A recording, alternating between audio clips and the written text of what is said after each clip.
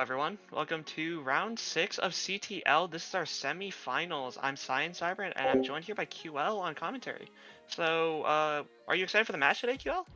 Yeah, I'm looking forward to it. It's a super high stakes match. I think C2 versus C3, it should be one of, if not the closest match we've had in playoffs. Yeah, these two I guess teams C2 and are, 6 coming in, but well, yeah, but originally seeded 2 and 3. yeah, of course. But yeah, these two teams, very storied CTL teams. Last year, they got Purdue actually was second and Toronto was third. Purdue beating Toronto last year to make it to final. So maybe it'll be an exciting rematch from last year. And there's a quote unquote rivalry here just because Purdue did knock them out last year. So it's definitely should be something exciting to see. Yeah, maybe a little bit of a grudge match for Toronto here, but it's good to note that last year I think you saw LMNT pull off a pretty unbelievable game to bring Purdue into second, and we'll see if he can do that again today. I think that's pretty important for them. Yeah, that should be definitely very interesting. And so we can also talk about our pick'ems. I personally do have Toronto here going through, just because I feel like their top two of Fortism and Clear Sky are definitely very strong. Your thoughts? I have Purdue going through by a 1 point margin, but that's just because I'm a Purdue fan. No bias. I'm sorry, That's but fair. I just I want to see their players do some magic. You know what I mean? I think it's I exciting. respect that. I respect that. All right. I think we can get Xynix on to talk about the drafting for the match a little bit. So Xynix, take it away. Yeah, like you guys put it pretty well. This is going to be a pretty even matchup between two of the strongest teams in this tournament. Purdue's roster is very balanced. They have like three players roughly interchangeable, and then they have Tilvit and LMNT who are a bit better than them.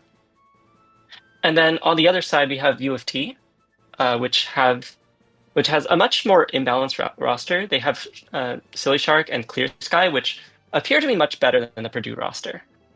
And then you have Potaflo, who seems to be quite a bit worse than the Purdue roster. And then you have Gruber and Luke in the middle, who go roughly even into Purdue's bottom three. So really what UOFT is looking for here is for one of their bottom three players to win.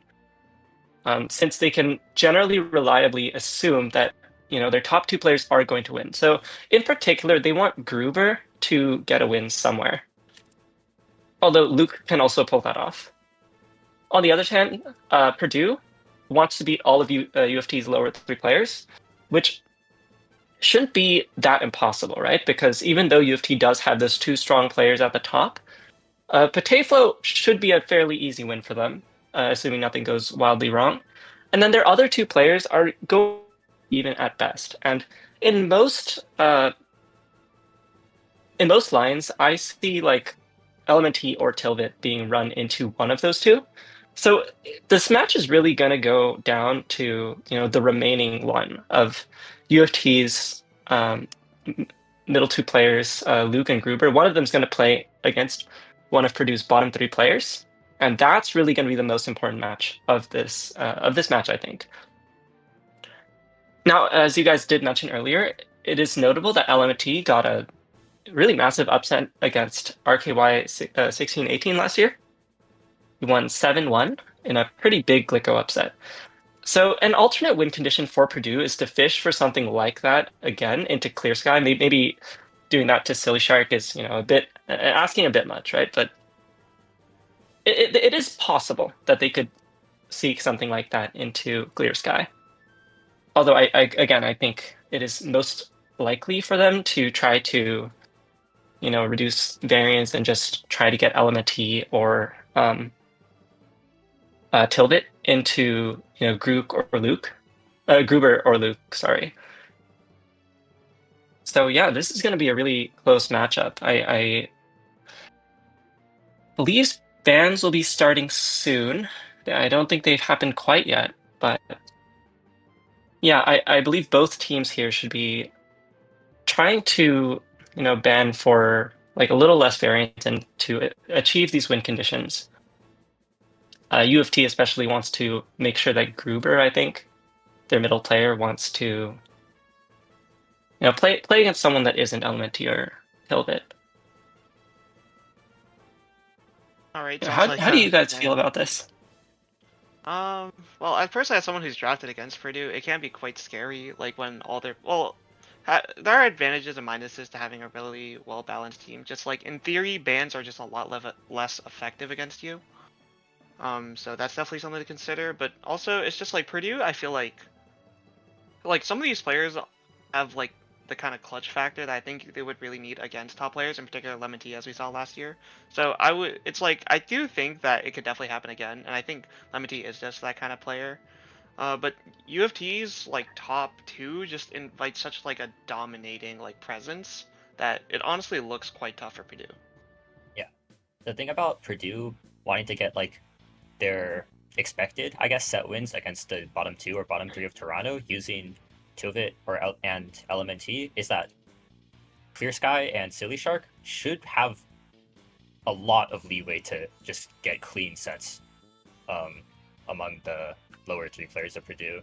So they do have to watch out a little bit with the round differential thing, because even if they win 3 sets, there is a possibility. There's a very real possibility that Silly Shark and Clear Sky might just both have like 7-0 or 7-1, like sets like that to bring them over. But we'll see. Yeah, that's definitely true, and something we don't often talk about very much in these analyses. Yeah, the point differential definitely does matter, and Purdue not only needs to win, but they need to win by enough in order to not get beaten out by that point differential. Potaflow theoretically should be losing by as much of a margin as Clear Sky is winning by, but again, if Purdue can land Tilvit or Lemon Tea into Gruber or Luke, that should at least help to mitigate the point differential loss, I think. Yeah. Yeah, definitely something to consider is like I think how each team approaches drafting. So I know Purdue is like Captain Cookie probably cares a lot about the team and so has probably thought out a lot of these potential matchups. So he's either going to really believe in his top players like an upset, or he is just going to try to play for consistency. I think a normal person would try to play for consistency, but you never know. CTL is just interesting like that sometimes. But then UOFT is just Potaflow kind of just like cooking with his top players, and it's like sometimes that's just like more than enough. Yeah. I mean, Purdue in the past, or in my experience against UCLA, they opted to draft Elementy into Caboozled Pie, which I think is a pretty bold pick, but it definitely shows that if nothing else, they have faith in their players to get wins or to get rounds at least. So we'll see if they opt for a similar strategy today. Yep. Maybe How not do you guys into feel about what you think they would be trying to ban? Because that's about to start.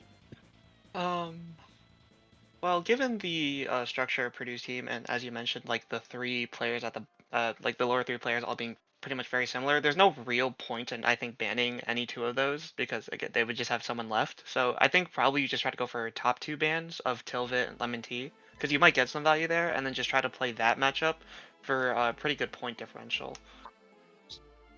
yeah. I'm inclined to agree. And then Purdue realistically should be expecting that, and I'm interested to see how they ban, knowing that that's probably what Toronto's going to do. I think Like QL, you have some thoughts? yeah, I think UFT for sure will probably ban the top two players on Purdue just to get like because the bottom three are pretty interchangeable as you said. But I think Purdue could look to ban, for example, Gruber and Luke maybe even because I'm not sure if UFT would be willing to send for Tism. Silly Shark and Clear Sky first, and they could look for like a matchup among the lower three if they're confident that, for example, Epic Epic One can like beat Potato cleanly. They could look to ban some of the lower players on UFT. Oh, it looks like Toronto has opted to ban Lemon Tea and Epic Ewick. So they're not banning two of the bottom players, but they're also not banning two of the top. I think they're, maybe they've seen something that we haven't, and they see that maybe those three at the bottom are not as interchangeable as we realize, as we think, and they're trying might to have a limit them to pretty. the middle three. They I could. think the thing is, like, some people regard Tilvit as easier to play against in some ways, so that might be kind of what UFT's thoughts are going in, because I feel like a lot of them have played against Tilvit. So maybe they're Hmm. just hoping that kind of do want that matchup regardless, and they have someone who's confident into all three. Yeah, there could definitely Yeah. be like a stylistic matchup where, or just even like an individual player thing where I guess Gruber's like, I think it's okay for me to play into Tilvid if he's confident that he can win that as well. So could just be. And Purdue also coming in with some very interesting bans here. They've chosen to ban Potaflow, which does make sense because Right. Potaflow is like on a level below everyone else in the match. But for their second ban, they chose Clear Sky, which is really interesting because Clear Sky is somewhere in the middle, like not quite at the level of their bottom three, but if they wanted to ban someone high, Silly Shark was right there. So that's quite interesting. I mean, And Purdue could be confident that UFT won't send Silly Shark in first, or they could even think that even if they send Silly Shark in first, it's not as bad of a scenario because they're not sending in Lemon Tea, for example. yeah. Oh, and our first matchup is here. It's Gruber versus Mission Fail. And this is I mean, probably this pretty good for Toronto, right? So they're managing to get their Gruber pick out early, and they dodged both Lemon Tea and Tilbit with Gruber here. I think for sure this game might have like the biggest impact on the game, unless we see a big upset later. Right. I would say two pretty similar players in terms of TR and skill, maybe. And I think whoever wins the set will definitely be a big driving force if their team wins. Yep. Yeah, I don't know. Very Just exciting. from my experience, I feel like Mission Failed here is probably going to it's just a lot more slow and more plonky than I think what I've seen from Gruber. So maybe it'll be Gruber kind of setting the pace a little bit, but Mission Failed could potentially just like find that really consistent, just like defensive playstyle to like really punish any aggression. Gruber, for sure, on the faster end, higher APM, just might look to be a little bit more aggressive and overwhelming. But if you said mission failed is, a plonk, more defensive, slower playstyle, then you might be able to answer back. So we'll see. Starting. All right, and I'll pass it off to you guys. Just a. Yeah, thanks. Yeah, so hopping into this warm-up, we already have Mission Failed pretty high up here. Gruber here just looking for some of the all-spins, has to break Surge. And now Mission Failed is going to be able to open up this well and just get down a little bit more. Nice little all-spin sequence from Gruber, but doesn't quite manage to make it 4, and Mission Failed will respond to a quick spike that sends Gruber up. It's And an awkward it looks like misdrop at the Mission top. does have enough to just capitalize off those big misdrops from Gruber, so he'll take the warm-up. I mean, yeah, I think that's kind of what we are expecting from Mission Failed here, trying to punish the slightly faster and slightly more aggressive Gruber. Like if you're just more consistent sometimes, like that can just be enough. Yeah, another thing, like if you're pushing speed, if you're playing fast, you're definitely more likely to make mistakes, and if Mission Failed can survive or even like build a counter spike of his own, then he should have a good shot at winning a lot of these rounds. But we'll see. That should be interesting. Alright. Hopping into it, we have Gruber with this SDPC spin, and Mission Failed just starting off with some of the low T-spin openers. Gruber sending it over, and Mission Failed just dealing with it pretty well. Has some good garbage to work with, breaks Surge, but doesn't really get the kill. And Gruber forced to break in response, and it's going to look like back to a relatively neutral state, but Gruber is at the bottom of his board and looking to break up, build up Surge quite a bit more. But he does misdrop and doesn't quite make it to 4 again. And no Surge advantage, but Mission Failed a little bit slow on his T-spin, and Gruber capitalizes extremely fast on that. Maybe making use of his speed advantage a little bit there. Yeah. Once again, we see Gruber here with the SDPC spin, so definitely a much more aggressive opener, which again is kind of what we were expecting, the one setting the pace. Mission Failed doesn't really go for super set opener, maybe misdrops it a little bit, but because of that, doesn't send enough to get counterspiked out of STPC spin. Oh, but a little S misdrop at the top of his board might prove to be a little bit dangerous for Mission Failed, but he does find the solve rather quickly. Yeah, now Mission Failed on the way down. He's looking, yeah, just open up the well a little bit. Gruber looking for some of the all-spin back-to-back build. Already at 5, has to break it. Mission Failed, slight misdrop in the middle of the board. It's going to cost him some time, but he could definitely still get out of this. And it looks like he might be okay. Mission Failed in a little bit of a precarious situation, forced to waste eye on the right over as well, but he does find a nice little sequence to downside out. And Gruber, a little bit of misdrops on his own, is looking in a little bit of danger here if Mission Failed can capitalize with the 17 spike, but Gruber does find a nice 6 combo quad to downstack out. Yeah, I think we're pretty dead even right now. Mission Failed setting a little bit over, and now Gruber just canceling a good chunk of it, and now has a great big wall to work with. Gets a couple spins out of it too. Mission Failed needs to get this. But Mission Failed does find a nice cancel to make it out. And Mission Failed actually now looking with a bit of a surge advantage, looking to build it up. Already on 9. And he's looking with a super clean board. Nice all-spin sequence for his 14 spike. But Gruber, again, keeping his board so clean, so efficient, and sending a spike up his wall. And Mission Failed. I mean, Mission Failed just sent his surge, didn't kill, and then Gruber had a fast counter spike to take him down. So Yeah, it's 2-0 for UOFT. Too much for Mission Failed to really handle. Now Mission Failed going into STPC here. Gruber and looking like they might have lagged out or disconnected for a bit. Yeah. But This I mean, well, then I guess so. Gruber disconnects. Alright. Alright. Give us a moment.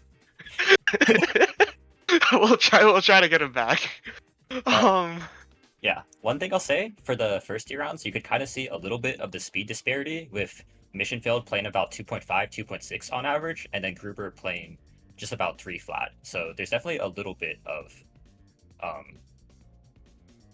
a difference in speed between these 2 players. Also, one more interesting thing. You saw how Gruber was using STPC spin a lot? I know for a fact Mission Failed knows how to deal with that because I play against Mission Failed a lot. And guess what I use as my opener? So STPC spin? Yeah. So I feel like Mission Failed probably has decent matchup knowledge there in that department. I thought it was interesting in the warm-up. I think you actually saw Mission Failed go for an STPC spin and Gruber for like a TKI. And then the first 2 rounds, it was pretty much the opposite, where Gruber would go for the STPC spin and then Mission Failed would go for something more standard, I guess. Or maybe not standard, but more clean. I mean, I think like throwing your opponents in like warm-up has been like a known thing. Like I think I've actually done that too. It's like you like kind of fake your playstyle a little bit.